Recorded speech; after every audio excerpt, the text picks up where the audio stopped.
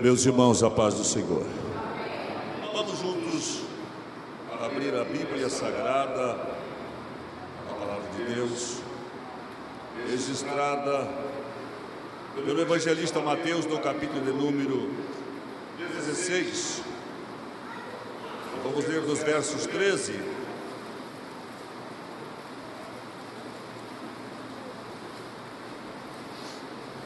alguns versos. Nesta noite me proponho a conversar com os irmãos um pouco sobre a Igreja de Deus. Estamos carentes de cada dia estarmos mais esclarecidos sobre o que somos, para não deixar que outros venham inferir em nós uma informação que não seja verdadeira. Que nós mesmos tenhamos conhecimento, pelo menos, disto, o que eu sou. Amém? Mateus, o evangelista, no capítulo de número 16, versos 13, aonde está escrito. Eu leio o verso 13, os irmãos leem o 14. E chegando Jesus às partes de Cesareia de Filipe, interrogou os seus discípulos, dizendo: quem dizem os homens ser o Filho do Homem?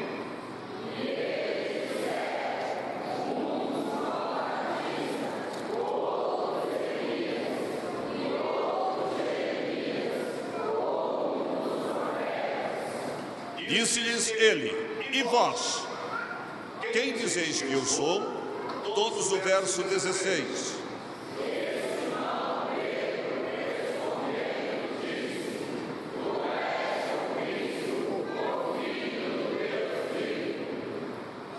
De número 17 diz assim: e Jesus respondendo disse-lhe: bem-aventurado és tu, Simão Barjonas, porque não foi carne e sangue quem te revelou, mas meu Pai que está nos céus. Verso 18.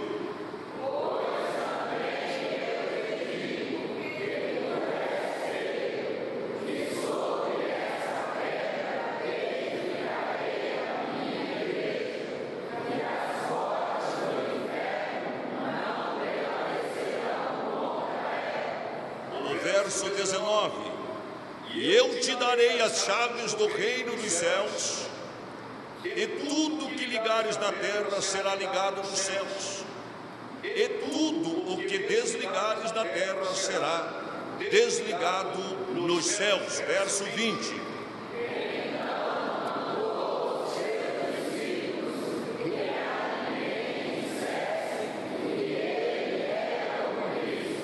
Verso 21. Desde então começou Jesus a mostrar aos seus discípulos que convinha ir a Jerusalém e padecer muito dos anciãos e dos principais dos sacerdotes e dos escribas, e ser morto e ressuscitar ao terceiro dia. Verso 22.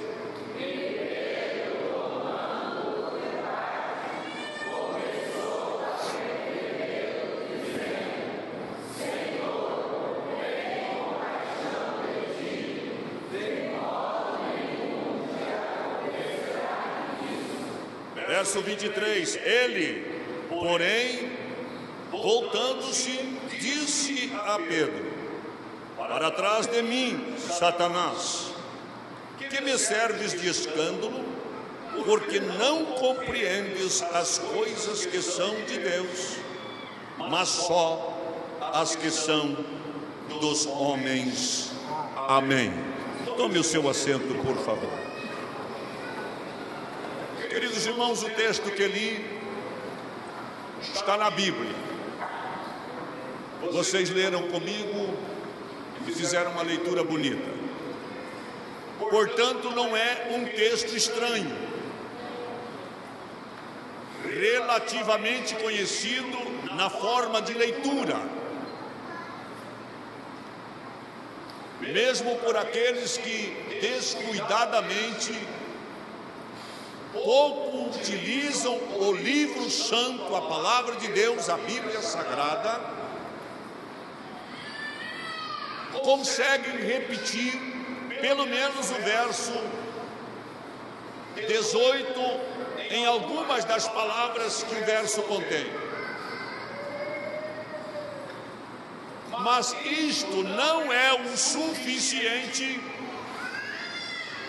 para que eu e o irmão, num percurso de caminhada de mais de 2 milênios, sustentemos ao leve conhecimento e pouca informação e descuidos frequentes o que de fato é, o que mesmo é, o que é isto. O que, pastor? Igreja. A exemplo de quase tudo no mundo, as pessoas procuram constituir assemelhados para arrebatar interesses e agregar em seus próprios sonhos ambições capazes de lhe tornar oportuna uma condição de viver.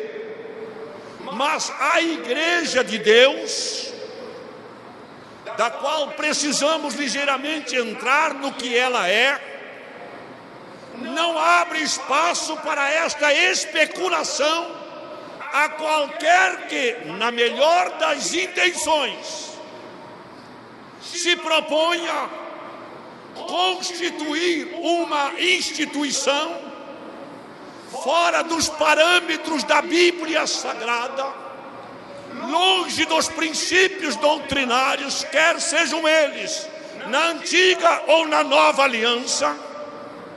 A igreja da que me reporto não é a igreja somente do livro de Atos dos Apóstolos.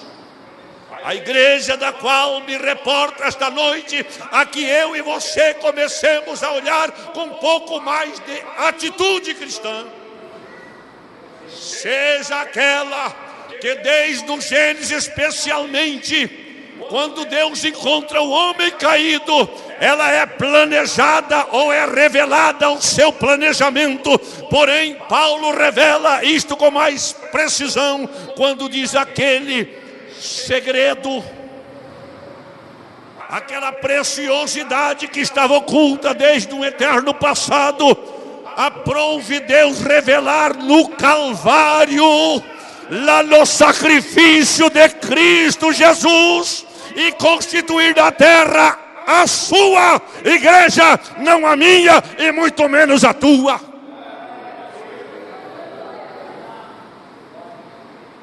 E assim,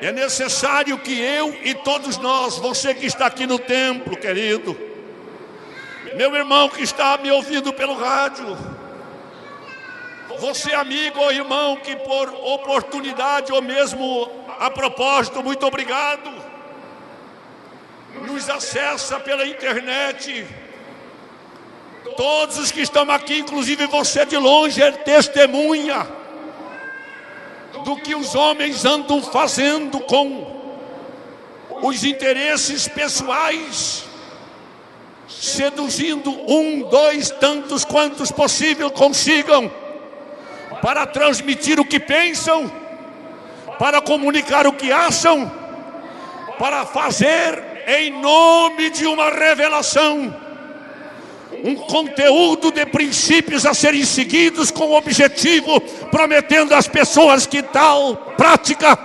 levará a pessoa a um encontro com Deus. Porém, Jesus não abriu esta oportunidade aos homens, porque foi ele que a Bíblia declara que, a exemplo do véu do templo rasgado de alto a baixo, a sua carne foi rasgada e o seu sangue derramado, para que eu e você agora, alcançando a condição do arrependimento, confessemos a Ele os nossos pecados E a Bíblia diz que Ele é poderoso para perdoar os nossos pecados. E a igreja de Deus somente se revela quando um grupo de pessoas ou um povo se dispõe a crer, reconhecendo seu estado de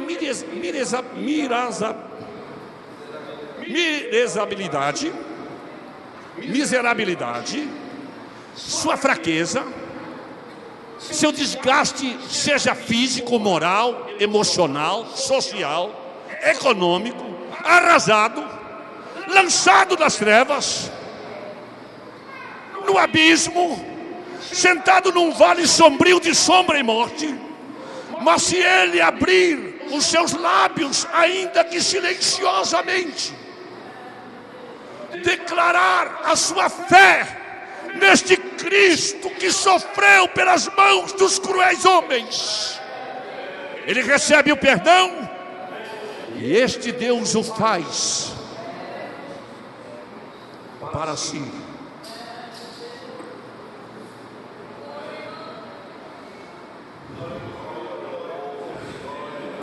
Seu povo.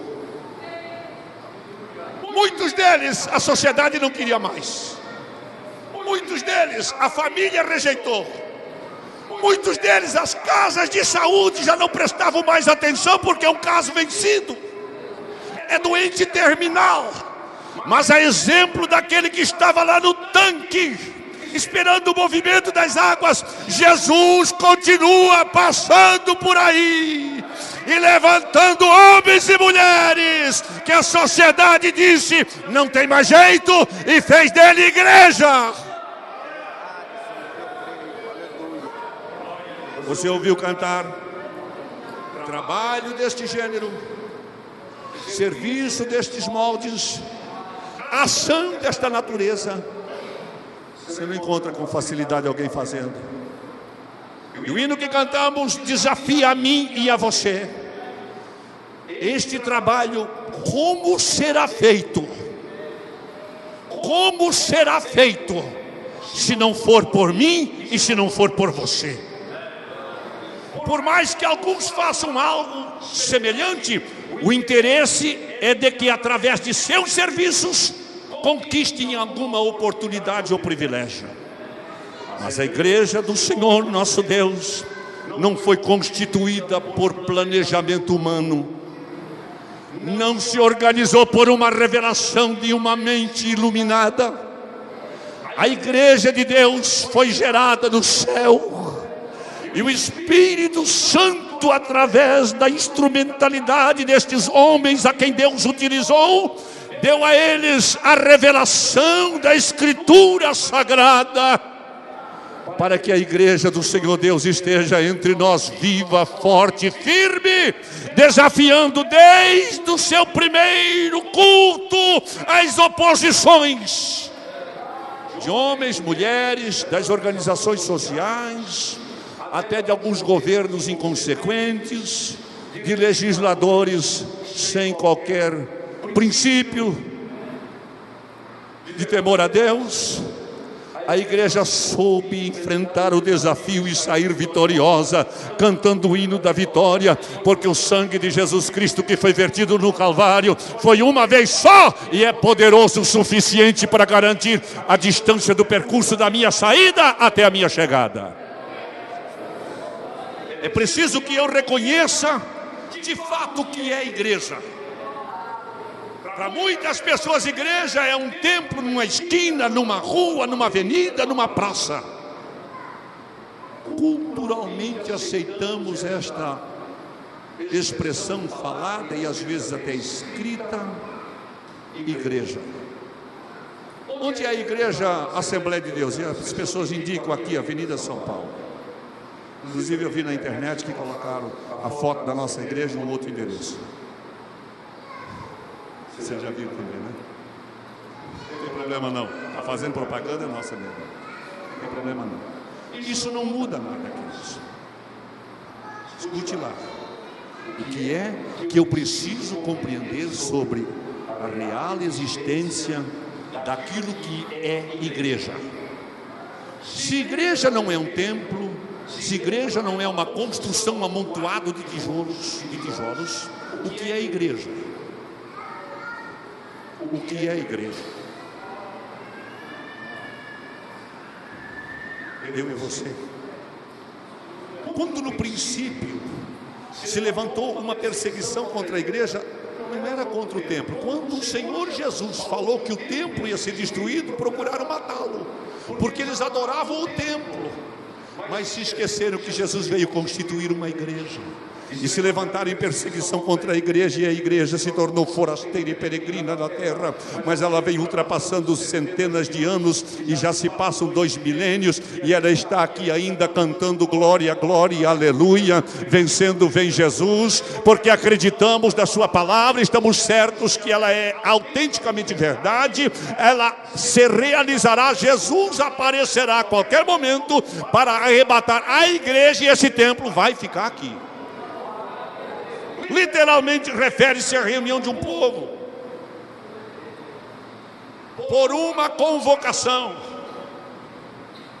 Você e eu que estamos aqui não temos como ignorar, o Senhor nos chama para estar aqui agora, mas antes nos chamou para vir. Você também, amigo, por mais que nenhum dos membros de nossa igreja tenha te convidado para vir aqui, jamais eu e todos nós estaremos tão ignorantemente capazes para dizer que Deus nunca me fez sentir necessidade de ir a um templo para se reunir com uma igreja para cultuar a Deus, quer seja para pedir socorro, para contar uma desgraça acontecida, ou mesmo para agradecer por uma bênção recebida.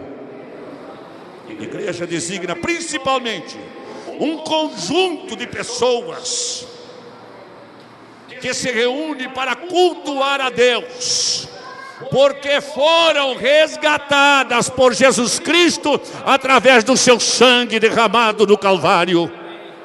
Portanto, grupo de pessoas que se reúnem, que não passam por esse processo, não podem ser identificados como igreja. Para ser identificado como igreja, é preciso que tenha suportado este processo em sua vida pessoal. Permitir que o sangue de Jesus anule o pecado que está pesando contra a sua vida de relacionamento com Deus. Ainda, igreja se torna mais prático e vivenciável para todos nós, porque igreja, meus queridos irmãos, deve ser visto como uma comunidade fraterna, cristã e, sobretudo, uma comunidade que vivencia um espírito comum para testificar de uma fé comum. Porque trago para os irmãos, e parece-me que vocês devem ter sido informados, que Deus não tem 2 igrejas. Quem diz amém? Professores de escola dominical e os que estiveram no nosso simpósio. Deus não tem 2 igrejas. Deus só tem uma. Deus só tem uma igreja. Daí eu e você precisamos urgentemente saber aonde estamos. E há tempo os homens semearam pelo mundo um questionamento filosófico, trazendo aos homens as dificuldades da vida presente e da vida futura, procurando descobrir de onde vieram. Ainda parece-me que não acharam explicação, não sabem de onde vieram. Também os homens estão altamente confusos, porque ainda não sabem aonde estão. Há 2 séculos, Revolução Industrial. Depois, modernidade. Agora, o homem ainda não sabe aonde está. Se ele ainda não descobriu de onde veio, não sabe aonde está, nunca vai te dar qualquer explicação aonde ele vai chegar. Mas eu estou falando por pessoas aqui que poucas delas frequentaram 2 níveis escolar. Algumas tiveram outras oportunidades, foram uma graduação e mais que isto, mas elas já têm absoluta certeza, têm completa convicção, sabem de onde vieram, sabem aonde estão e têm certeza aonde vão aparecer a qualquer momento, num abrir e fechar de olhos. Porque esta mensagem a filosofia não tem, a ciência não consegue compreender, mas o Espírito de Deus revela para quem é igreja. Aleluia, bendito seja o nome do Senhor. Quem é igreja acaba conhecendo coisas que vão lá ao coração de Agripa, do rei. Quando ouve o discurso do apóstolo, grita e diz: as muitas letras te fazem delirar. Imaginando Agripa que Paulo estava filosofando, mas Paulo retorna e diz: calma, eu estou falando com são juízo, estou consciente do que estou dizendo. E já evangeliza o rei. Ele disse: olha, eu vou te ouvir depois. Como tem gente que quando se confronta no que sabe que pensa ser verdade, encontra uma verdade que macula as suas convicções, não tem coragem de abrir mão daquilo que pensa para abraçar aquilo que Deus manda dizer e diz que vai ouvir depois. Igreja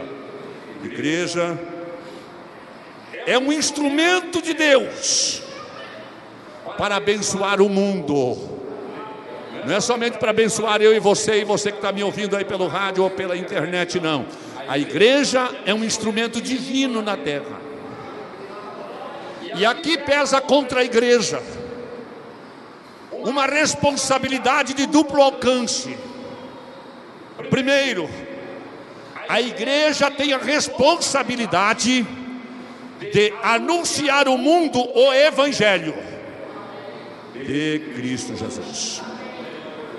O evangelho não pode parar por aí, porque o que tem de evangelho, porque evangelho são boas notícias, são novidades. E o que tem de gente transmitindo novidade, o que tem de pessoas que andam atrás de novidades. Mas o que eu tenho para nós nesta noite é o evangelho de Cristo. Faz 2000 anos que isto se trouxe ao mundo e hoje ainda é novidade para algumas pessoas que não o conhecem. E este evangelho, como poder de Deus, é salvação para todo aquele que crê. Então a igreja tem primeira responsabilidade: anunciar o evangelho de Cristo Jesus. Queridos irmãos, a hora que vocês pretenderem ouvir uma mensagem diferente dessa, é só ligar rádio, televisão, colocar CD, algumas fitas e outras coisas mais que ainda tem por aí. Ir para a internet, é chamar o Google, ele te ajuda e já traz o que você também gostaria de ouvir. O problema é que a igreja de Deus tem uma só mensagem. Só a mensagem do evangelho de Cristo. E o evangelho de Cristo começou a ser pregado tendo um símbolo doloroso, chamado de cruz. Cruz não foi uma nova descoberta de Herodes para martirizar Jesus. Não, já era um exercício do poder romano para eliminar as pessoas que se levantavam contra o seu governo e os seus planos de Estado real. Neste momento, coube também a Cristo, porque a cruz romana tinha a intenção e o propósito de silenciar para sempre os opositores do império, aqueles que causavam ameaça ao governador ou ao imperador. Então, na cruz era morto na presença de todas as pessoas, aqueles que em algum momento se tornaram uma ameaça ao imperador ou ao Estado ou ao reino. Pensaram fazer isto com Cristo. E de repente Jesus está na cruz. E Pedro intentando evitar isto. Mas Jesus já havia dito a eles: eu vim para isto. Eu vim para morrer. Eu não vim para ficar vivo. Porque se o grão de trigo cair na terra e não morrer, ele não nasce. E eu vim para morrer. E se quando eu morrer, o meu sangue vai frutificar. E o fruto se multiplicará. E a terra abundará. Nações que não me conheceram vão conhecer. Jesus é morto. Acabou-se. Mas como Cristo foi uma ameaça forte para o império, não bastou sepultá-lo. Coloca segurança no túmulo. Que bom que eles colocaram segurança no túmulo. Colocaram o selo romano como a providência de que isso não podia ser tocado. Que bom que eles fizeram isto.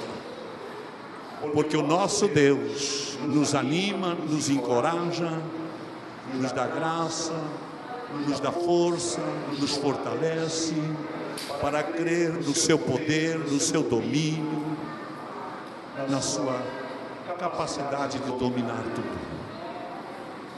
E na manhã do primeiro dia da semana, mulheres foram ao sepulcro, temerosas pelas circunstâncias comuns, mas a preocupação maior era uma tremenda pedra. E elas questionavam: quem fará isto? Mas quando chegaram lá, não somente a pedra havia sido removida, como também o nosso Jesus já não estava mais lá naquele túmulo frio, já havia ressuscitado.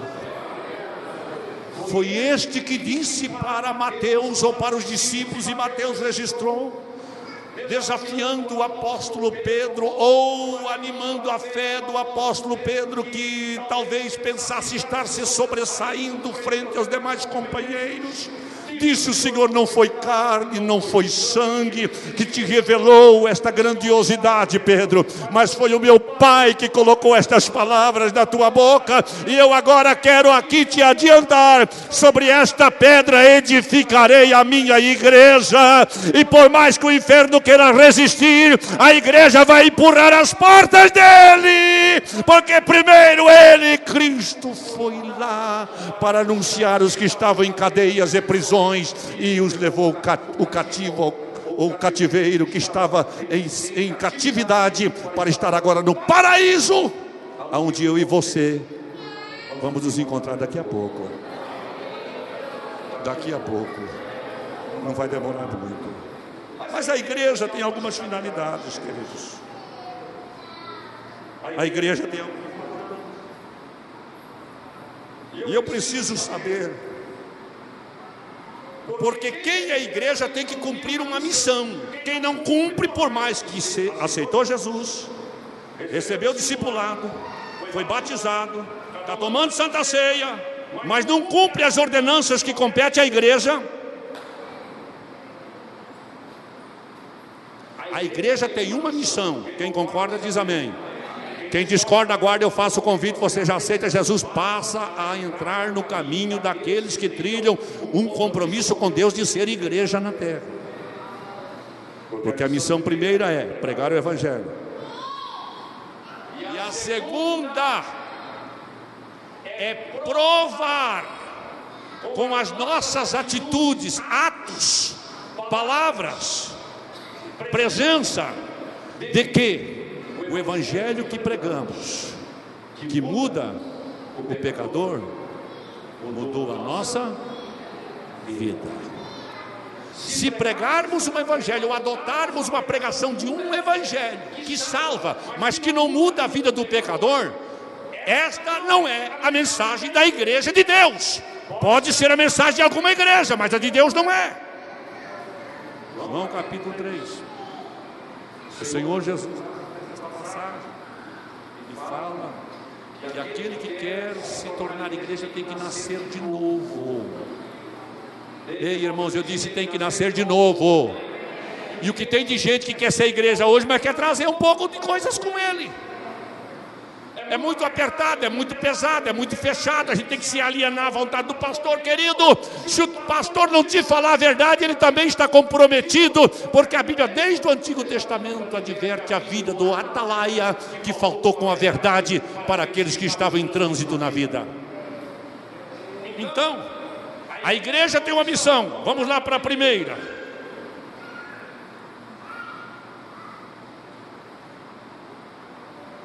Abram a Bíblia, na carta que Paulo escreve aos Coríntios, no capítulo 11, o verso 3. 11 e o verso 3. É o capítulo, ou é a epístola que tem o maior conteúdo de informações sobre a organização da igreja, as tarefas da igreja, a missão da igreja, a função da igreja, da contribuição ao amor, aos dons espirituais, ao arrebatamento, à ressurreição, ao amor fraternal. A epístola de Paulo aos Coríntios. A primeira epístola, capítulo 11, verso 3. O que está escrito? Vamos juntos. Mas quero que saibais que Cristo é a cabeça de todo varão, e o varão a cabeça da mulher, e Deus a cabeça de Cristo. Primeiro princípio que eu e você precisamos descobrir naquilo que é a igreja de Deus. A igreja de Deus tem comando divino. Cadê um crente para dar glória a Deus? A igreja de Deus tem comando espiritual. Deus usa homens, usa mulheres, usa novo convertido, crentes de maior idade na fé. Ele usa quem Ele quer, mas a vontade é dEle. Quem diz amém para Ele? E diga: Senhor, continue exercendo a Tua vontade, não somente entre nós, mas também em mim, em você. Exercite a Tua vontade na minha vida. Efésios capítulo 5. Tem uma relação o texto com algo muito profundo que inclusive está em ameaça, inclusive em nosso meio. Crentes, por desconhecer a responsabilidade do que é a realização de um matrimônio, vem à casa de Deus e hipoteca votos da presença do Todo-Poderoso aqui, e amanhã quer desmanchar o casamento sem o mínimo esforço de conquista. Por alguma coisa que não gostou, já está deixando, mas se esquece que o seu voto está lá. Seu voto está lá. E quem votou foi você. Eu votei, estou me esforçando para cumprir. Mãe Ivonete também está pagando um alto preço, mas vai ter que cumprir, porque senão vai ficar em falha. E a igreja de Deus, a promessa do Senhor é buscar uma igreja que não tem mancha. Que não tem mancha. Esse negócio de bagunçar a vida de qualquer jeito, depois de ser crente, depois de conhecer o Evangelho, depois de ter testificado da salvação, aí, calma aí, querido. Administra daí para frente, aí silencia o meu ministério. Não dá, porque a Bíblia não diz diferente, diz só isso. Então aí é bom o irmão se cuidar. 5, da carta que Paulo escreve aos Efésios, capítulo de número 23, o que está escrito? Vamos lá. Porque... Peraí, ficaram com medo? Peraí, vamos voltar atrás, vamos lá, verso 23, 5 da epístola que Paulo escreve aos Efésios. Porque...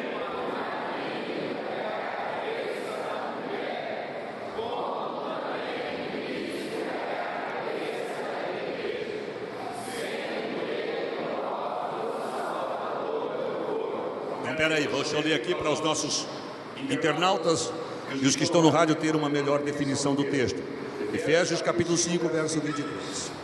Porque o marido é a cabeça da mulher, como também Cristo é a cabeça da igreja, sendo ele próprio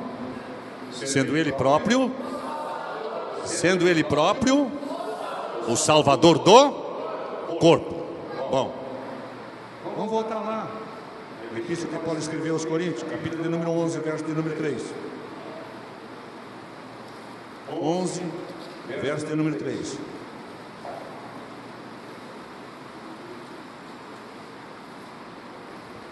Mas quero que saibais que Cristo é a cabeça de todo varão, e o varão a cabeça da mulher, e Deus a cabeça de... Irmãos, escute lá, por favor. Nem Jesus, nem o Espírito Santo reivindicou para si o comando da igreja. Por favor, não queira você. Não queira você. Por misericórdia. Não queira você dizer que não concorda, dizer que não aceita, que isso não parece ser assim, que outros disseram melhor. Por misericórdia, fiquem tranquilos. A transcendência da palavra de Paulo escrevendo aos Coríntios e aos Efésios, que se relaciona com o casamento, que são de pessoas que formam as famílias, que formam a igreja, devem se submeter a este comando. Agora, na igreja manda o pastor, e lá em casa mando eu. Não tem igreja para ti, nem no pastor e nem em você. Não adianta, irmão, questionar, querer ficar mais bonita esta colocação de palavras. Não adianta querer melodiar, enfeitar, poetizar, filosofar. É isso mesmo que eu te disse. O Cristo comanda a casa, Deus comanda Cristo, e o Espírito Santo comanda o pastor, e o pastor da autoridade do Espírito Santo ministra a igreja. Eu e você dizemos amém, e o arrebatamento nos espera. Pronto. Igreja, queridos.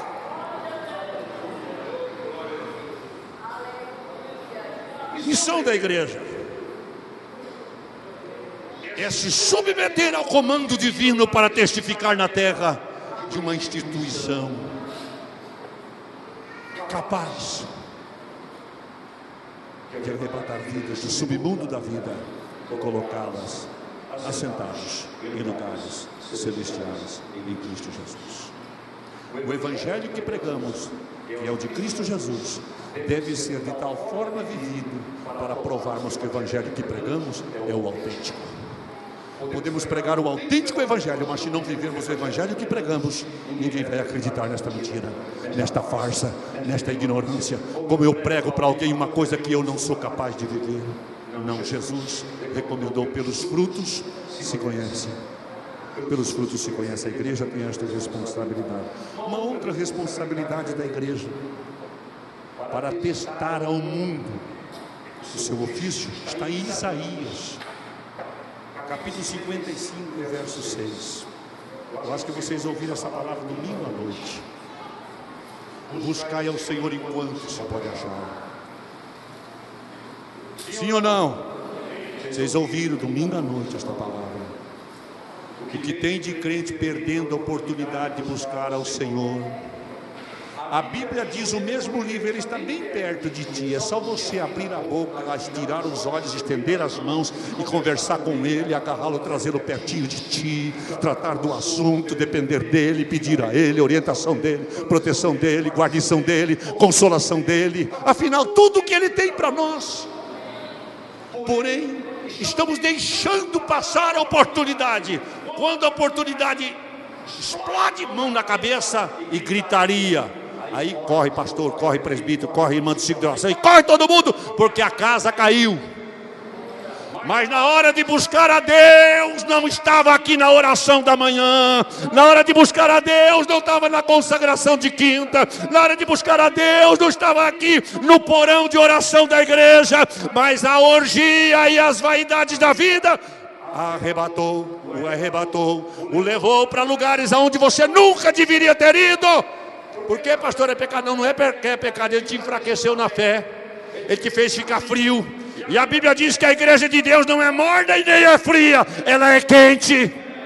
Ela é quente.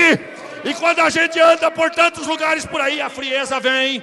E quando não vem a frieza, vem pelo menos a mordidão. E com mordidão e frieza, Deus não trata. Ora diz a Bíblia, ora foras quente ou frio, porque és morno, vomitar-te-ei. Horrível. A igreja do Senhor tem uma responsabilidade de buscá-lo enquanto se pode achar. Deixa eu dizer para vocês, irmãos, sabe quem é que busca o Senhor? É a igreja. A igreja que busca. É a igreja que busca. Quem não busca ainda precisa desta definição espiritual. Ainda precisa. Talvez o irmão me diga: o senhor não conhece as lutas que eu passo, por isso não ora. Você enfrenta muita luta. Se estivesse orando, você tinha talvez mais forças para suportar estas lutas e não andava assim tão aborrecido, precisando de tantos conselhos extra-templo, extra-culto. Porque se você orasse, você entrava ali carregado de problema e não atentava para aquelas conversas que alguns jogam essa carga lá para o lado de fora e entra só você. O problema é que quem faz isso, joga a carga para o lado de fora e entra. Quando ele sai, a carga está esperando ele lá. Deixa eu lhe dizer, não joga lá não, traz para cá.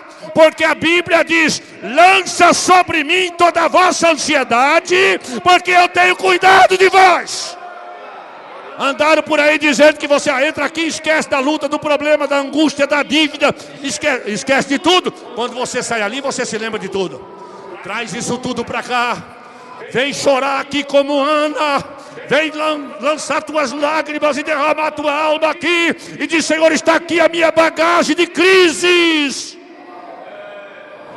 Você vai se levantar, ela vai ficar ali. Que Jesus vai dizer: deixa comigo, vamos lá. Igreja é isso, queridos. Igreja não é essa história que muita gente anda contando por aí, até nos nossos púlpitos. O que mais deve fazer a igreja para ter o seu atestado definitivo? Invocar o nome do Senhor. Irmãos, nós temos muitos crentes aqui que têm uma dificuldade medonha para orar, desesperadora para orar.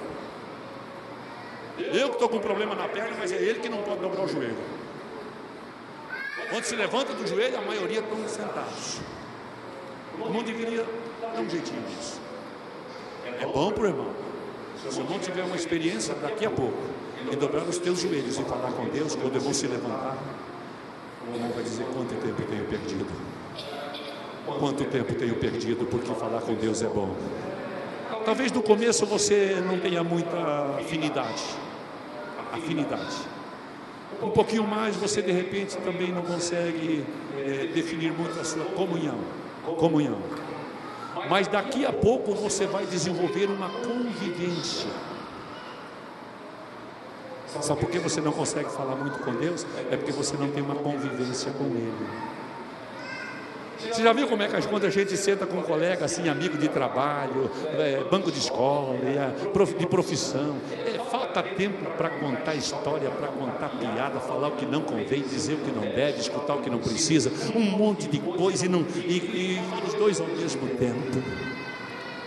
Mas com quem você não tem afinidade, convivência, comunhão? Puxa vida, é difícil conversar. É difícil. Sim ou não? Ei, eu perguntei, sim ou não? Vocês não estão mais aí. Minhas lentes não são. Escute. Por que a gente não busca uma melhor convivência com Deus, queridos?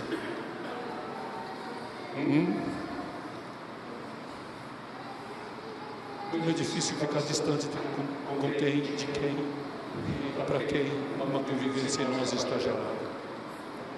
É difícil. E deixa eu lhe dizer, se você quiser e insistir, ser igreja, busque uma convivência com Deus. Urgente. Você vai desenvolver uma comunhão, e esta comunhão vai gerar uma afinidade. E quando tudo parecer estar perdido, vai ler um livro, esqueci o autor agora, Amigo Espírito Santo. Amigo Espírito Santo. Aí você vai se tornar tão amigo que você vai saber definir a sua conversa com Ele. À medida que você estreitar mais esta convivência, sabe o que vai acontecendo? Quanto mais você chegar perto de Deus, mais o mundo se afasta da sua vida. Quanto mais você ter afinidade com Deus, menos afinidade tem os prazeres. Tem estas coisas que não nos convêm. Igreja pratica isto, vai se afastando. A igreja olha para o céu porque aguarda a vinda do Cristo amado. Mas olha o mundo, porque está cheio de vidas preciosas que podem ser alcançadas também. Não olha o mundo com desejo de seus prazeres e ofertas, mas olha o mundo com compaixão dos pecadores que estão por lá atrelados e que ainda não tiveram forças para se desatrelar. A igreja do Senhor Jesus precisa invocar o seu nome, precisa buscar o Senhor, desenvolver uma afinidade, uma comunhão, uma convivência. Obrigação da igreja. A igreja precisa cumprir isso, tornar o nome do seu Cristo conhecido entre os povos. João e Pedro foram presos, exemplo que foram deixados pela igreja primitiva. Estão encarcerados, mas a Bíblia diz em Atos, capítulo 4, creio que é isso mesmo, está dizendo que enquanto eles estavam na prisão, a igreja fazia constante oração por eles. E não demorou muito, eles chegaram lá. E a oração de gratidão pelos livramentos, ou pelo livramento dado, sabe o que aconteceu? O lugar onde eles estavam reunidos tremeu, o chão tremeu a terra, queridos, tremeu. Esta foi a oração de agradecimento, exemplo que a igreja primitiva deixa para esta, que temos o dever de ser a mesma igreja, porque Deus não tem duas, só tem uma. Que exemplo é uma igreja que sabe assumir responsabilidade com os seus obreiros. Um grupo de pessoas que se identificam religiosos, que sequer adotam o ministério bíblico para gerir a vontade de Deus na igreja, está um pouco distante daquilo que é o princípio de ser chamado igreja. E quem será chamado no dia do arrebatamento? A igreja do Senhor. A igreja tem por dever. Voltemos à epístola de Paulo aos Efésios, do capítulo de número 5, verso de número 27 agora. Efésios, capítulo de número 5, o verso de número 27. Olha o que diz a Bíblia. Leremos juntos, vamos. Para apacentar a si mesmo igreja gloriosa, sem mácula, sem ruga, sem coisa semelhante, mas santa e irrepreensível.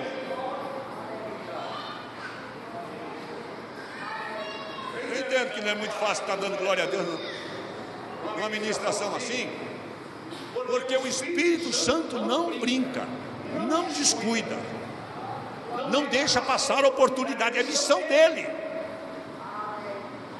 Trabalhar quando a palavra é favorável para disciplinar a nossa vida de igreja.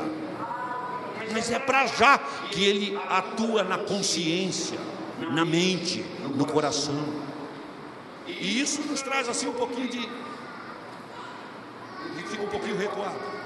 Mas deixa eu lhe dizer, se hoje ouvires a sua voz, que diz a Bíblia, não endureçais os vossos corações, como fizeram os nossos pais e pereceram no deserto. Não imagine que o Espírito Santo vai ficar a teu serviço todo o tempo e você vai insistir do mesmo jeito. Mas por quê, pastor? Porque disse Deus lá no passado, não contenderá o meu Espírito para sempre com o homem. Quando você se sentir à vontade para pintar e bordar, você já tem a informação, Deus retirou a ação do seu Espírito na minha vida. E deixa eu lhe dizer, sem a pessoa do Espírito Santo não tem arrebatamento. Eu não estou falando de batismo com o Espírito Santo, estou falando da pessoa do Espírito Santo, selo da redenção. E ele, o seu nome chama-se Espírito, o seu nome chama-se Espírito Santo, para produzir uma igreja santa, sem mancha e sem mácula. E o que mais? Não, peraí, vamos voltar lá. Efésios capítulo 5, verso 27. Olha lá. Uma igreja, o Espírito é para produzir uma igreja gloriosa, sem mácula, nem ruga, nem coisa semelhante. Irmãos, como é desafiante você ouvir um crente olhar para a gente, que não é um pastor que tem tanta instrução, para responder para ele: pastor, onde é que isso está escrito na Bíblia? Porque ele quer que escreva na Bíblia aquele defeitozinho que ele tem. Ele quer que o pastor indique para ele um versículo. Está aqui, irmão, aquele negocinho que você quer que se explique. Está aqui, dá uma olhadinha. É ruga, é mancha, tem que ser gloriosa. E olha, aquelas coisas que parecer com isso, também não é. Como é que está escrito?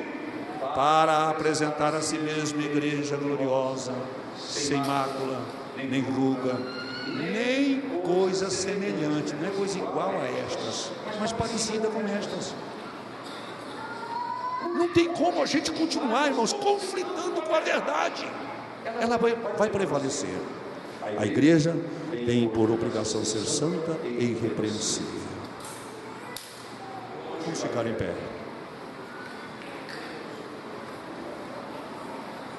Esta é a igreja que deve participar da ceia sábado. A igreja santa, sem mácula, sem defeito, sem coisa semelhante. Pastor, então quem vai participar? Todos os crentes que sabem como estão e onde estão e como querem estar. Porque se você quiser um estado espiritual melhor, Deus te dá uma oportunidade agora.